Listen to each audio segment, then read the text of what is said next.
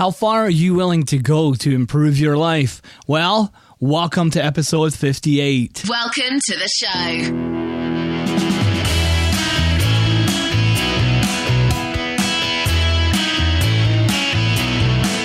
Well, welcome to the show. My name's Will Sinclair. And you're listening to The Real Truth About You. This is a show where we help you to become the best, most amazing version of you possible. And that is very achievable, just in case you're thinking, well, poor me, I don't really stand a chance in life. Well, you do.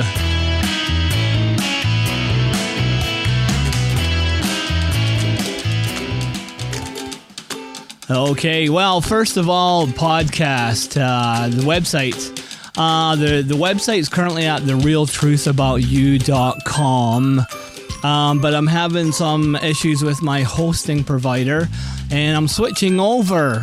And so in the meantime, hopefully you'll be able to just punch in therealtruthaboutyou.com, and that'll redirect you. You don't have to worry about this, but it'll just redirect you to another website called The Real Truth About You Podcast.com. And that's just until I've ironed everything out. You shouldn't have to worry about it. It should be pretty seamless. And so just keep typing in therealtruthaboutyou.com, and hopefully you'll get to the podcast. If not, you'll have to go to probably iTunes or Google Play or someplace else where the website is syndicated to. It's syndicated all over the place, iHeartRadio, you name it. I use a syndication company, and they put it out there for me. Anyway, how far are you willing to go to be successful? How far are you willing to go to be fully healed? How far are you willing to go to achieve being the most amazing you? Well, I was reading in a book the other day, and it was talking about Michelangelo, and Michelangelo had said, the way to in case you don't know who Michelangelo is, he's a sculptor, famous sculptor, long since dead and gone, but his artwork remains and is almost priceless. And anyway, in this book, he was quoted as saying that to achieving a masterpiece, so remember, he's a sculptor, so he works with clay and all those kind of things and chips away stone, and he says achieving a masterpiece is simply a case of chipping away at the rock, at the stone, at the sculptor, until all the pieces that you don't want are gone. They're gone, and you're left with this masterpiece, this amazing piece of art. And I gotta say, that's very similar for us. You know, we tend to look at our life sometimes, and we look at it at face value.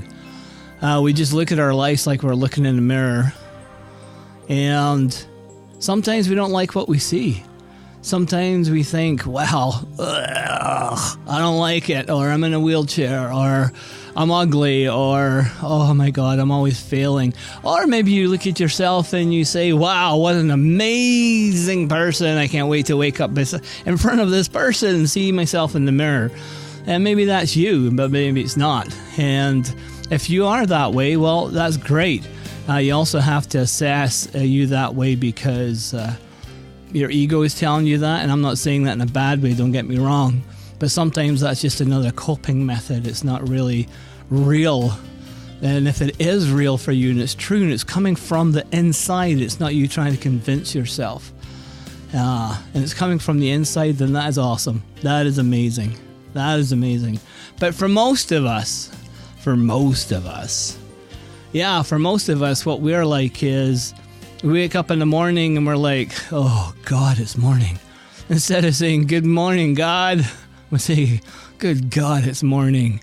And so this episode is a little bit for you. I don't know where it's going to go. I'm just had an idea off the top of my head. It's something that is very common to a lot of people. And what it is we run away from pain. We run away from hard things. We run away from the joyless things of our lives. We run away from the things that hurt us. and we get into arguments over things, and we get hurt by things people say, and that's natural. It's a natural part of life. It's the way your what you would call your inner ego, and I'm not talking about egos in the bad sense, gets a little crushed. You know, you try to think of yourself as somebody good or whatever, and something happens on the outside and you get kind of crushed. And we try to avoid it, and we stuff it down, or we stuff the emotion, or we have an argument with somebody, or our spouse, or partner, whoever it is, and we have an argument and we feel really put down, or whatever it is that hurts us, and we tend to stuff it, and we stuff it, and we stuff it, and we stuff it some more, until it's so stuffed that we're almost ready to explode. We're like a balloon that you just can't put any more air into. And we have to learn how to deal with those stuffings as they come up. Because if you were to just stuff and stuff and stuff, it's like if you were to get into an argument and you didn't deal with it properly, then your body will take that emotion. If you try to just ignore it and move on, and your body will take that emotion and that hurt, and it'll place it, it'll store it. And then if you get into another situation that's negative in your life or has a negative appearance, you'll store that too. And if you don't deal with it properly, you'll store that too. And the more and more you stuff yourself, you're like that balloon that's ready to pop. It blows up, and it just expands and expands and expands until you can almost just take a little tiny pinprick and all of a sudden explodes. And that's why sometimes you get to someone and you say one little thing, and you're like, what the heck? Or your partner, you say one little thing, and they just erupt and explode, and you're wondering, whoa, where the heck did that come from? Like, where did that come from? Like, what's wrong with you? All they said was this, or all they did, and you just blew up. And the other person doesn't realize why they blew up. Or maybe that's you. Maybe you're that person. Somebody said something, you just blew up. You know, and it's because you've been stuffing all these emotions.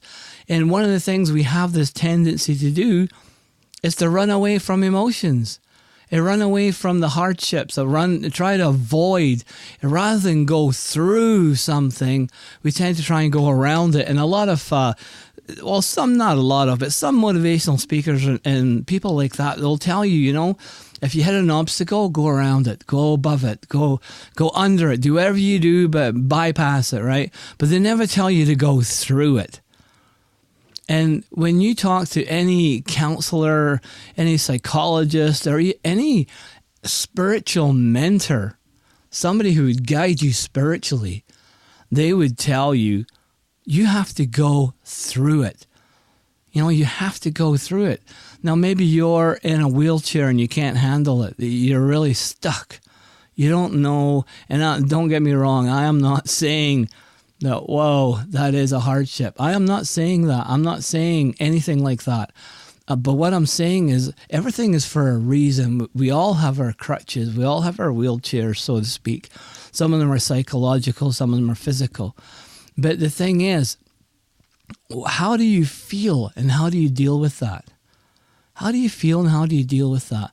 Do you try to avoid it by saying how stupid this thing is? Or maybe you find yourself in a crappy relationship, or you just feel put down by life all the time, or you never seem to get ahead. You know, some people just seem to have that golden ticket, and some people just don't.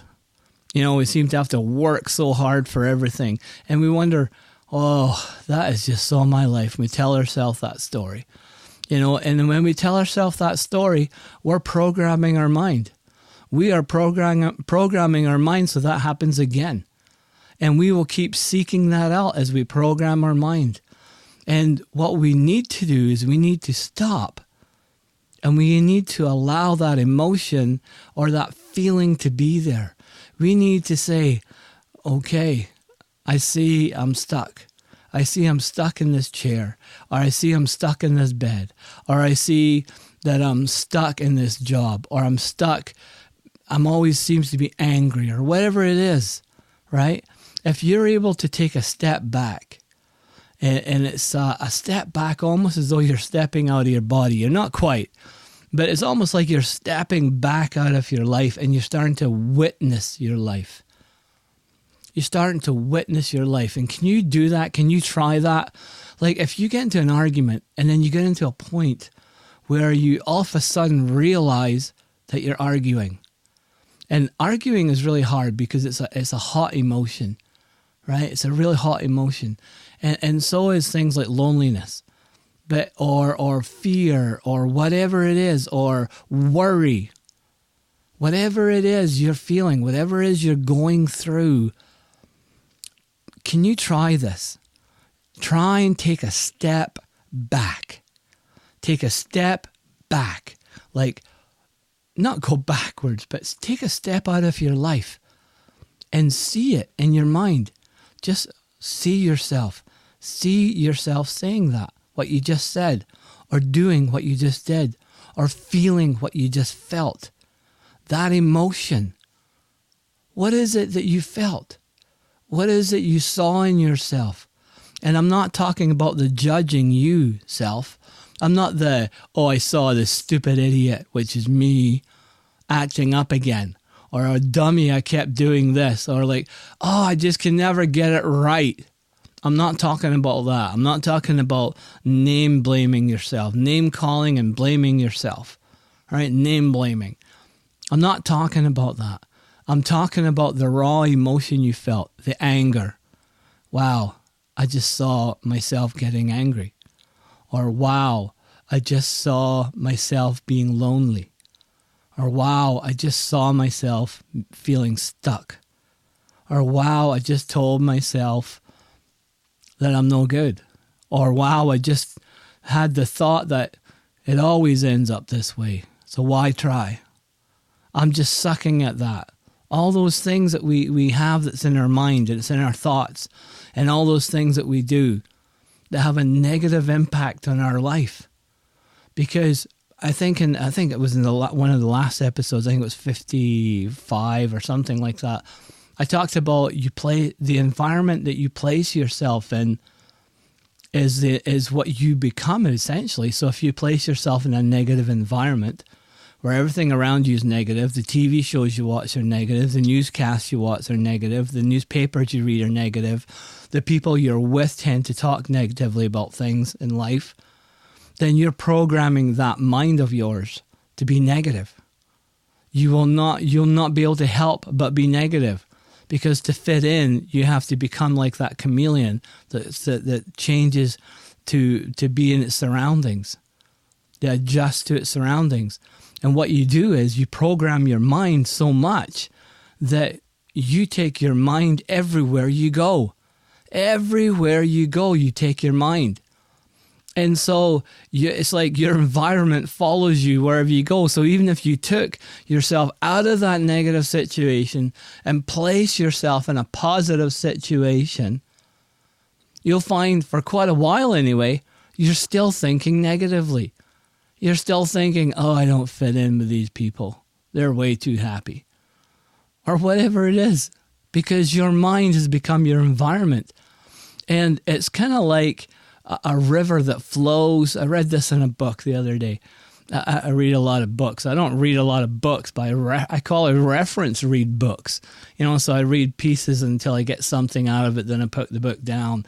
If it's a really good book, I might make it to the end, but usually I've got about 5, 6, 7 books on the go at the same time and never quite finish any of them, but get lots out of each one of them. And so anyway, but I was reading in this book about changing your mindset. And it's like you could turn around and you could say, that's it, I'm done. I am no longer going to call myself stupid. I'm no longer going to call myself an idiot. I'm no longer going to put myself in an environment when I'm not making enough money.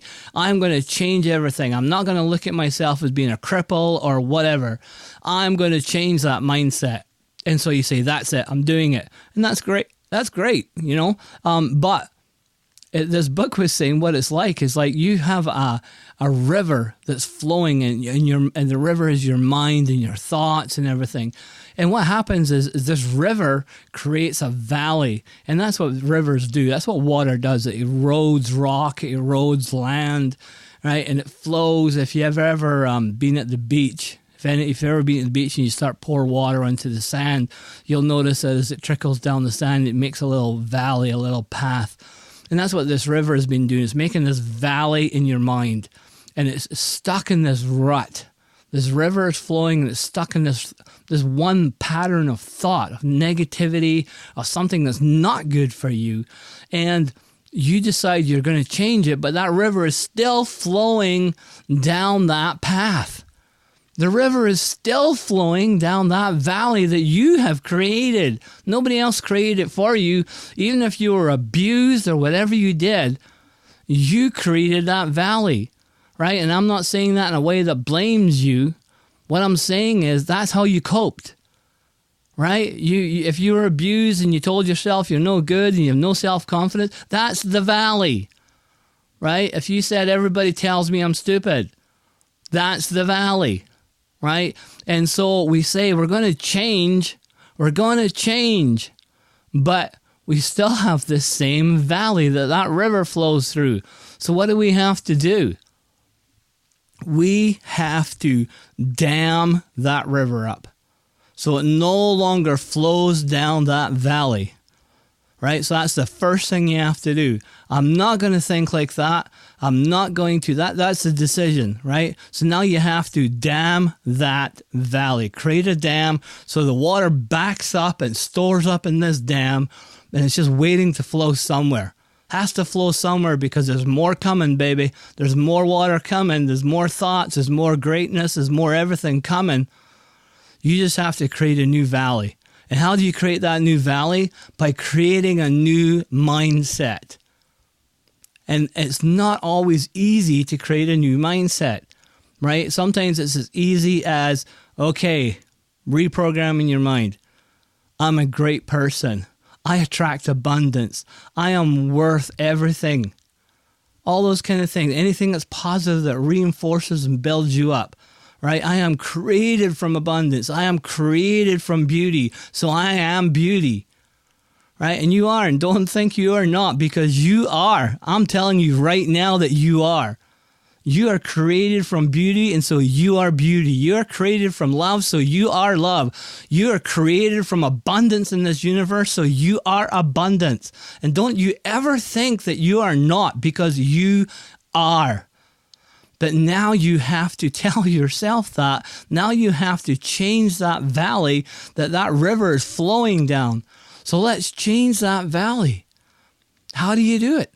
It could be the books you read. It could be the people you associate with.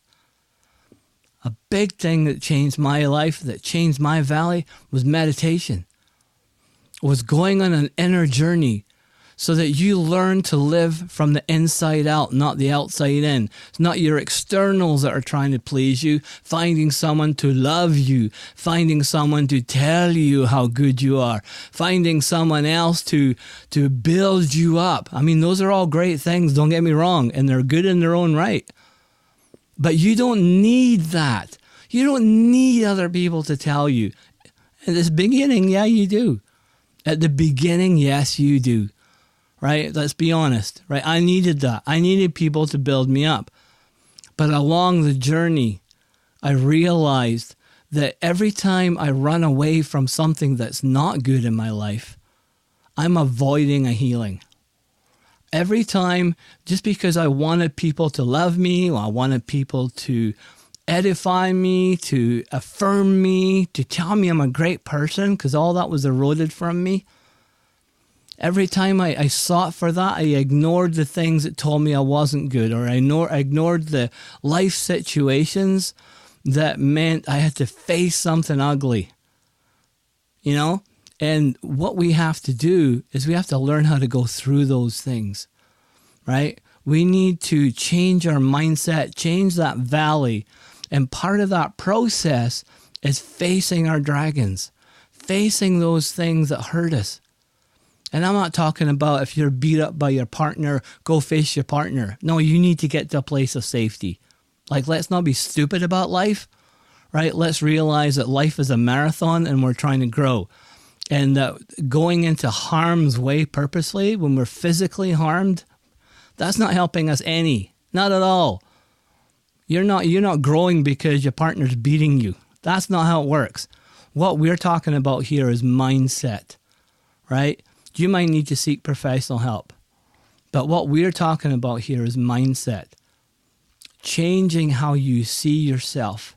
Changing how you deal with your life so that you're not allowing all the externals to control you, but you're living from the inside out. I have found myself living in a space of more peace, right? And I don't remember if I told this story at all, and I know I'm kind of going down rabbit holes here, but this is all part of the thing about changing that valley, changing where that river flows, where all your thoughts flow, with your life flows, everything, right? My wife and I was anyway, and just recently actually, and I may have told this story before, and if I do, forgive me, I don't know what's coming out my mouth half the time. I just get in front of this microphone, start speaking, whatever comes out, comes out. So anyway, we were going to another town where we used to live, and I was going to MC, so I was going to be the master of ceremonies for a big gala event. It was a red carpet gala fundraising event. And it was a really cool place to be. And they had red carpet all the way out to the parking lot. And people were in suits and ties and, that kind of thing. It was a dress-up affair. And we were living in a rural area, so I'm not saying everybody was dressed up in tuxes and things like that. But I had to wear a suit. This is a red carpet affair. I had to wear a suit. So the event was on Friday night. And my suit I tried on Thursday night. And because I'd lost some weight and stuff. And this is suit. I'm not really a suit guy, but this is a suit that I wore for my son's wedding the year before. And I'd lost weight since then. So my wife said, okay, Adrina said, let's try your suit on and see where it's at.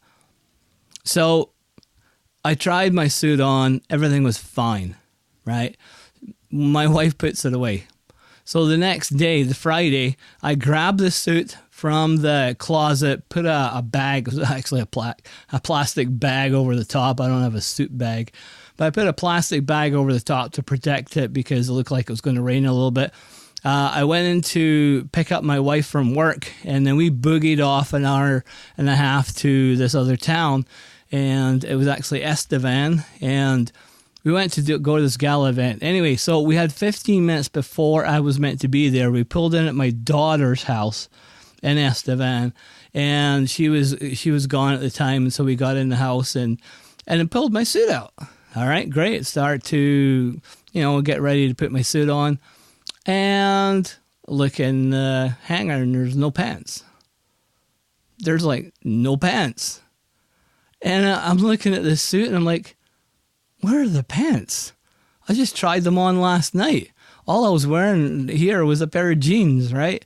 And so I said to my wife, I said, we forgot the pants. And she kind of looked at me, and I said, well, I guess it's jeans and suit top, suit jacket.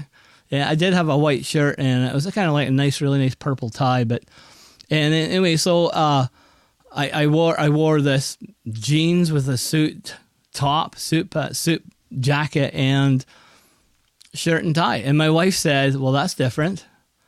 And I says, what, the jeans with the suit jacket? And she goes, no. She says, the way you dealt with the whole thing. I says, what do you mean? She says, well, not even like maybe a year, even 2 years ago, you would have got mad at me for not putting the pants back. I hung the pants up thinking I'll keep them nice and straight. And then when you grabbed the suit, you didn't grab the pants, right? You just assumed I put it on the back on the coat hanger with the jacket. And she says, but you would have got mad at me. You would have said, look at this. What kind of event I'm going to, and look at this. And people are going to look at me. I'm going to be all dressed up, and this is a black tie affair, and I have no pants. What the heck? And you would got mad at me. And she says, but what you did right now is you just said, oh, well, I guess it's jeans and suit jacket day today. And it showed me how much I've changed. How much by changing this valley that my river runs down has affected my life. And that's just a small example.